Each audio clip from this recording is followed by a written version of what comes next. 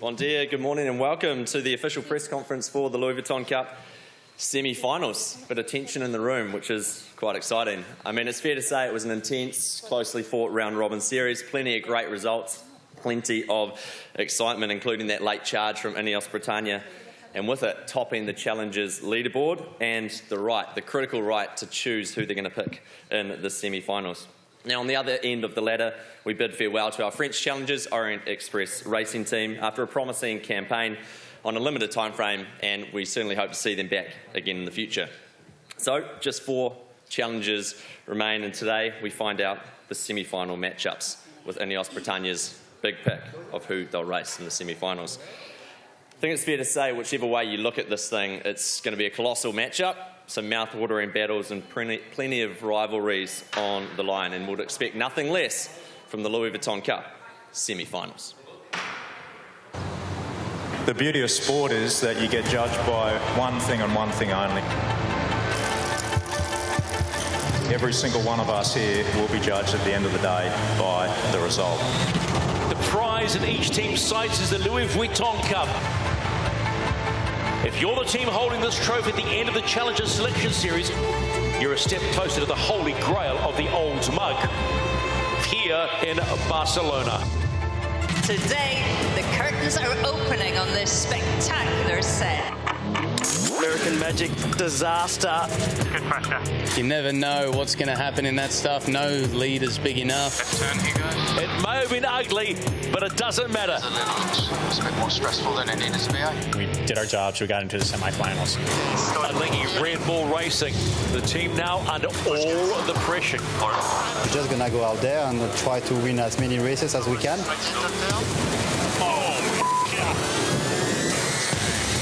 Lingy Red Bull Racing, 2 valuable points. Nice one, guys. I can't say. Anything? All clear, all clear. I think we hammered him no matter what. Yeah. Nice work, boys. We're going to have a sail-off for first. Very early. Go fast. Yeah. Nice work. This one will hurt the Italians. Bad luck, boys. All good. The Challenger record gets the job done. Good for the team now. Ineos Britannia finished top. I think we're only beginning to see the potential of these machines and these teams. It is going to be a monster of a Louis Vuitton Cup semi-final series.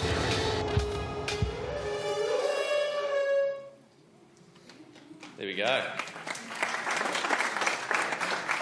It's going to be an absolute monster indeed. And I should just point out that we're running this press conference on a little bit on the fly because no one knows who's going to be selected, apart from one man there, Sir Ben Ainsley.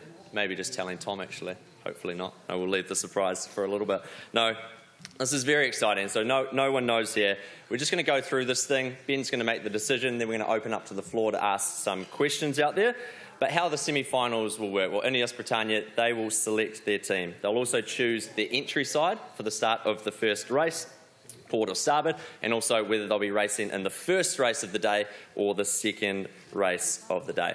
And that's starting from tomorrow. Now, in the other semi-final pairing, the highest ranked team will choose their entry side for that race also. Now, in the semi-finals, it's a simple formula.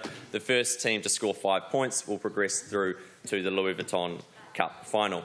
And brutally, that could be on Monday, but could also extend right through until Thursday. Now, from there, it'll come down to 2 challenges through to the Louis Vuitton Cup to ultimately win this trophy, and with it, the right to challenge Emirates Team New Zealand in the final. But for the time being, it's all about the Louis Vuitton Cup semi-finals and 4 remaining challenges. So let's crack into this thing and bring them up onto the stage, starting in order of qualification through to the semi-finals with Ineos Britannia's skipper and CEO, Sir Ben Ainsley.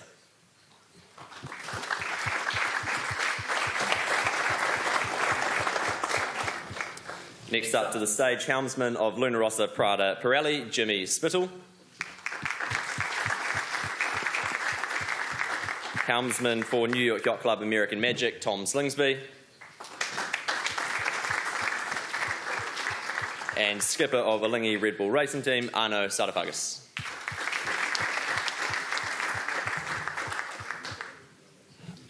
Okay, Ben, we're going to just let you soften us into this thing a little bit. We don't want to know right away. Build the tension just a moment longer. I mean, can you just talk us through the week? Did this decision get made on Monday? Did it get made this morning? Do you even know right now? Are you still thinking about it? I mean, can you talk us through what the weeks look like? Yeah, no, there's a lot goes into a decision like this. And, you know, firstly, it was something that going into that Monday of racing, a bit of bad luck for Luna Rossa with the FCS system, then put us into this sail-off. We managed to win that. And then, like you say, suddenly you've got these decisions to make. And it's not a decision that, you know, you take lightly. The whole team get involved, you know, the data analysts looking at the performance of the different teams. You're looking at the weather forecast with the meteorologists. And, you know, even things like, you know, the unfortunate situation with Paul Goodison, who's a good mate of mine, and spoken to him and certainly hope he comes back sooner rather than later. So all these sorts of things go into a decision. And ultimately that's what's led us where we are now. So, where are we now? Put us out about where are we now? Yeah, so for us in the Yacht Britannia, we'd like to pick for the semi-finals of the Louis Vuitton Cup. We'd like to race Arno and Lingy Red Bull Racing. There we go. Well, Arno, straight to you. Reactions? How do you feel? Well, I feel pleased actually to race against Ineos. They show a great performance in the round robin, and if we want to win this thing, we need to learn from the best, and I think they are the best one to get us ready to go through the semi and to the final. If the shoe was on the other foot, who would you have picked? I think I would have picked Ben as well. Brilliant. Well, Ben, I'll go back to you. Can you just give us the entry side that you'll start from and whether you'll be first or second race of the day? Yeah, we'd like to take the starboard entry in the second race of the day. Thank you. A little bit of a sleep in. Nice. Okay, and just, I mean, what was the thought process going into this? You mentioned, I mean, meteorology, but was Luna Rossa, the Italians, a chance there? I mean, you just picked up 2 race wins against them, momentum on your side. Did you see them as the strongest challenger and want to wait for the final if they make it there? What was the thought process there? Yeah, look, literally there is so much that goes into it, and you know, everything from psychology to meteorology to obviously the performance of the boats through the different phases. We've seen each of these teams, I think, have their strong points and maybe some weak points, including ourselves, and we're all on this development curve, and it's trying to figure out what's going to give you the best chance to get further through the competition and keep developing.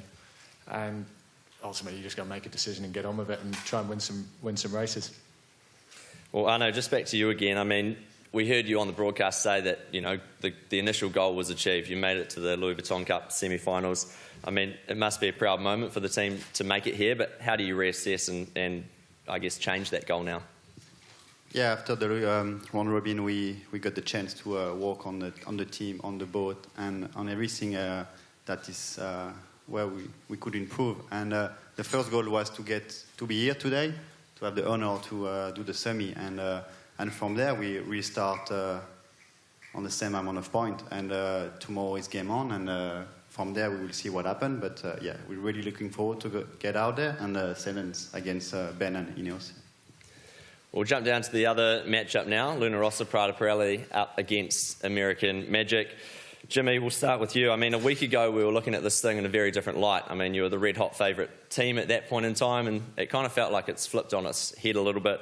I mean, how do you assess, I guess, relinquishing that top spot to Ineos Britannia, and I guess did that hurt a bit, not having the chance to pick your semi-final opponent?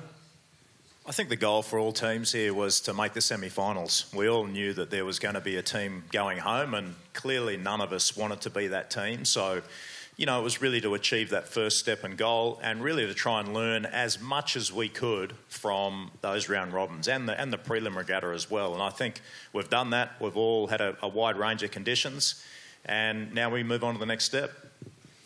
Well, speaking of the next step, you've got the man sitting there next to you. I mean, how do you assess this thing? You're racing American Magic. You've had plenty of matchups so far. I mean, where do you see the strengths, weaknesses of the opposition? Yeah, I really see 2 very evenly matched teams. I mean, it's actually a very exciting prospect to go up against Tommy and the American team. We have a lot of respect for them. We have a lot of respect for everyone involved in the competition. But yeah, it'll be one hell of a match, and it's why you do it. You want to go against the world's best, and we believe they're a fantastic team, and I think it'll be an awesome semis. Well then, Tom, what's your thoughts on it? How do you see this matchup? Yeah, we're really excited also. And, obviously we didn't know Ben's pick, but we've kind of been quietly preparing for Luna Rossa, thinking that's the way it may go. And we've had a lot of really good races with them. They've got the better of us in the round robins, but we had some races there where we were ahead and it was back and forth a lot. We believe that we can do well in this match, and we've got to trust that process. And yeah, it's going to be a really exciting battle. And just quickly, Ben spoke about, Goody's injury there. Can you tell us how's his recovery going? And I guess big question, will we see him racing tomorrow, or when will we see him back? Yeah, Goody unfortunately had a fall on the boat, and unfortunately he won't be with us tomorrow. We're still taking it day by day for when he will return. But yeah, Lucas Calabresi has stepped into the role, and he's doing an amazing job, and he's taking it all on, and it's really exciting. But yeah, we all wish Goody a quick recovery, and we hope that we can still see him in this competition. Cool, thanks, Tom. Okay, we'll open it up to the floor now. Just a reminder as well, please raise your hand, state your name and organisation, and we'll roll this thing got time for plenty of questions. We'll start at the top. Hi, Matt Sheehan, Planet Sail. Question for Jimmy, or indeed anybody else who wants to answer it. But you and all the skippers all talk about constant development as we go through this cycle and improving the boats. It seems that it's different this time because everybody had to declare what weapons they're going to use and their configuration of their boat before the round robin had even finished. I think they had to declare it on Monday, by which time you were a little bit on the back foot and no doubt would have liked to be reconfiguring the boat. I just wonder, because you were in the Cup last time, how different is it this time where you're not able to change something at a crucial part of the competition? Well, it's correct in that a lot of the hardware choices, there are fewer in this Cup. But at the same time, the level of complication in this boat, just in terms of how you operate the hardware, the software, you can very much change day to day. You can change live out on the water. So there is still a heap of development that go into sailing these boats, and that's correct. The hardware, there's probably not as many choices as the last campaign when you get to this final stage, but there's a lot you can, and there's no doubt in my mind that all of these teams will be doing that.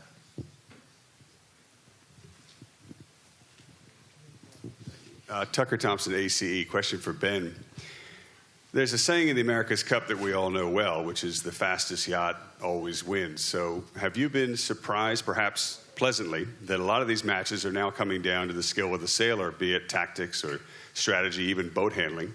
So is it possible that in this competition, it might not be the fastest yacht that wins, but perhaps the best sailing team? Yeah, I think what you're seeing is second generation of this class of boat, and the performances are getting tighter and tighter, and they're getting tighter as the team's getting more time on the water and getting better at sailing the boats.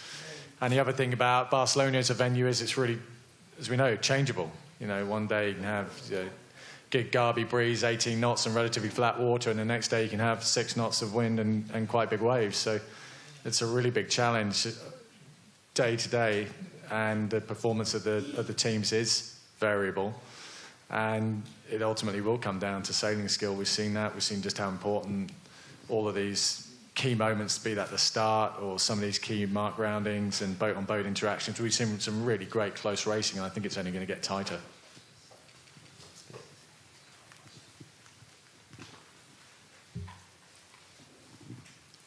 Todd Nile from Stuff. Jimmy, your team sought redress for a failure in the foil control system. Can you just clarify, are you saying that part of the system you have no control over, that it's a sealed box that you're at the mercy of? Well, there's a number of systems that are one design and supplied. And look, the fact is, all of these teams up here will probably experience something like that. That's what happens in sport, and everyone has to go through their challenges and face a few hurdles, so no one will be immune to that. And look, we learned from it, we're moving forwards, and the thing we're really focused on now is the racing, not what's happened in the past.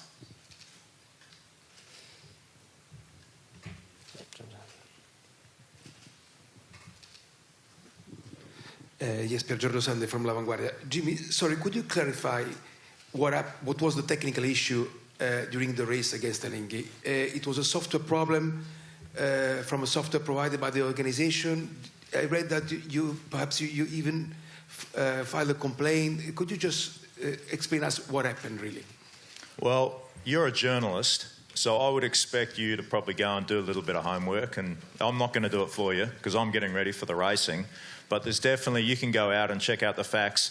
But like I said, we're not going to get caught up in what happened in the past. I believe in every America's Cup that I've participated in, you have to face some challenges. You have to face some speed bumps. And all of these teams have faced those moments. And that's what's cool about sport, because there's no predetermined plan on how it's going to go. A few things are always going to pop up. And that's why I personally love it. Anyone else want to ask Jimmy about the FCS now? Tom. Todd Niles, tough question for Ben. Ben, sort of on that same issue, do you go into the semi-final confident that your destiny is in your hands, or is there a sealed box in there that could decide it for you? I don't know. I was going to ask Jimmy what happened on his side of the yacht all the time. I couldn't drop the board. Yeah, look, it's like Jimmy says, it's part of the game. It's good that, in a way, that these are supplied equipment because it's helping to bring the cost down for all the teams, and we all know that we need to do that to make it more cost effective. Longer term, it's part of the challenge. We take it on, and certainly Luna Rossa were unlucky on that day. Could happen to any of us in another day, and you just have to try and deal with it. We all have great shore teams that really work incredibly hard to keep the maintenance and the reliability of the boats as high as they need to be. I'm pleased to say I've done a little bit of research. Ben, you were quoted in the Times yesterday as saying, with Sir Jim Ratcliffe's involvement, it's fair to say he was not that impressed with our performance early doors. We had a few chats that were reasonably blunt. Could you give us a sense of what that direct involvement from Jim was and how it's impacted the team? Oh, not really.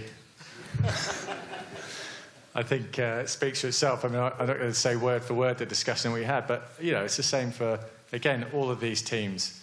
It costs a huge amount of money to be here, huge amount of effort from everyone involved, and we all want to be successful. So, we started out, we were a little bit rusty for various reasons, and, people are rightly asking questions, be that in the media, supporters of the team, and ultimately the ultimate supporter of the team, which is Jim.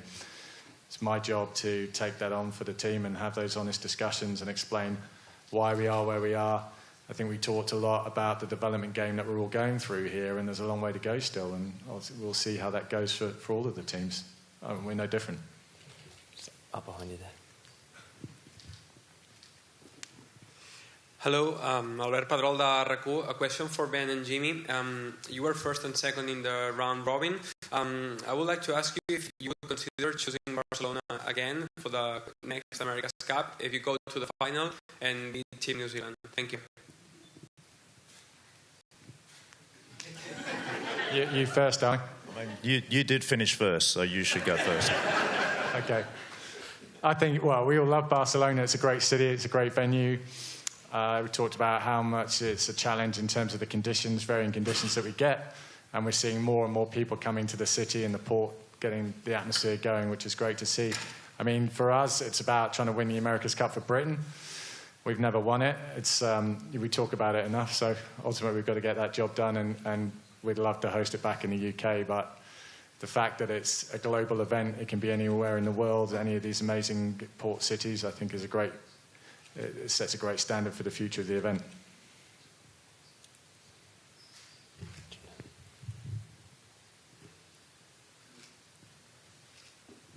Hello, question from Ben.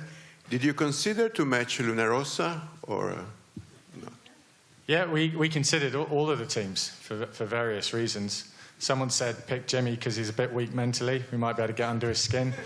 But I've been in a boxing ring with him. I'm not sure that's the case. So, no, we considered all of the teams. And like I said, it was a tough decision. It really was.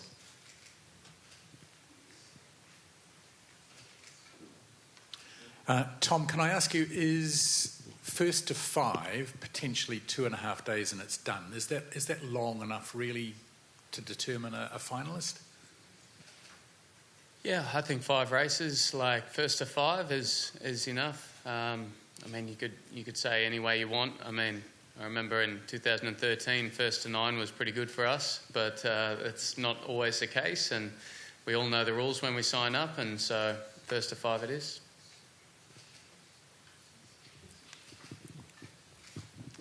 Yes, I'm Albert Soto from BTV, local TV station for Ben Ainsley. I would like to ask you about Xavi Fernandez and his role in your team. How important is Xavi Fernandez for you, and if is your right hand right now here in Barcelona?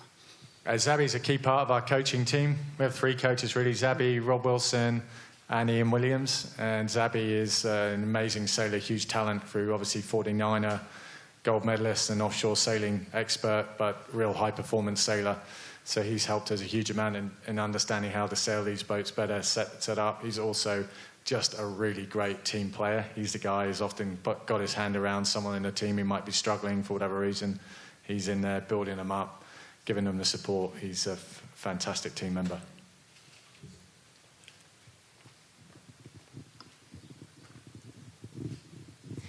Shirley Robertson, ACTV. A question for Arno. 2-part question, really. First of all, why do you think your team was chosen by Ineos? And the second part really just to get your thoughts on how able Alinghi Red Bull Racing is to knock them off their perch and be successful in the semi-final.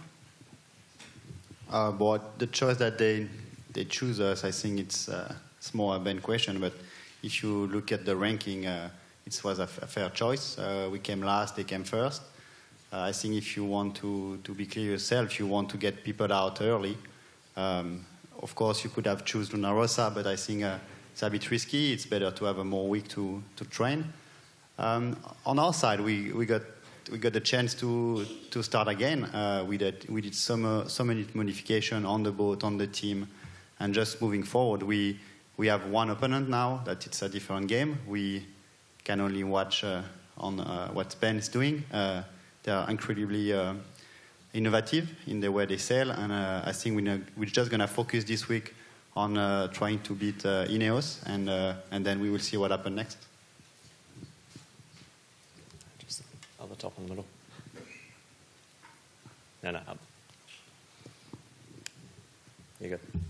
Oh, me. Oh. Question for Ben.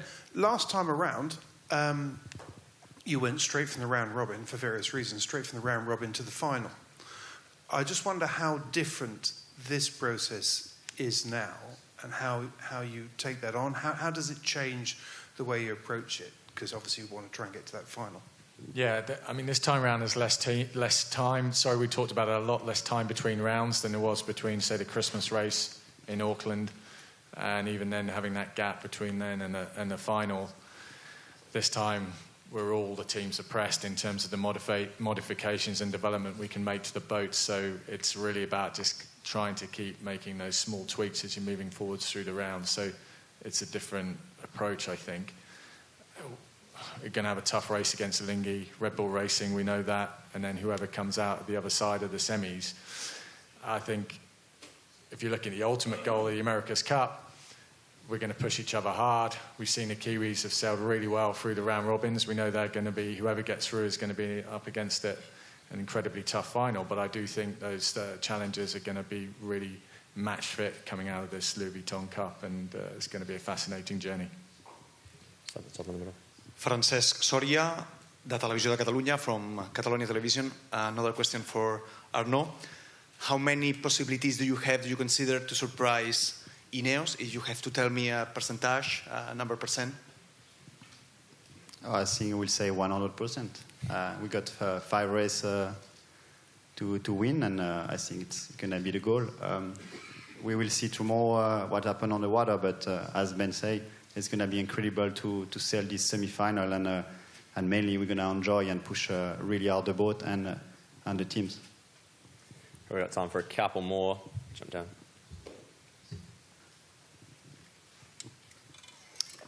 Niall, AC Media. A question for Tom. everybody's obviously pretty concerned about Paul Goodison, and everybody's wishing him a speedy recovery. And I wouldn't ask you to portray any information that's obviously personal to him, but are you able to give us a realistic confidence level in terms of, for his fans and for the fans of the team that want to see him back racing? Is this something that people should realistically hope for? Can you give us any more information on that regard?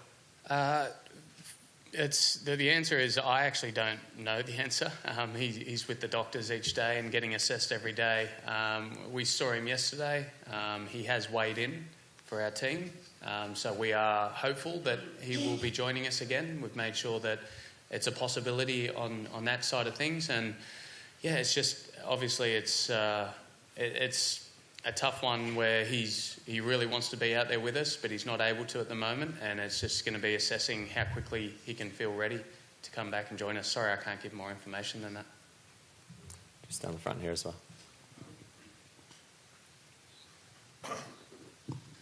The question is for Tom.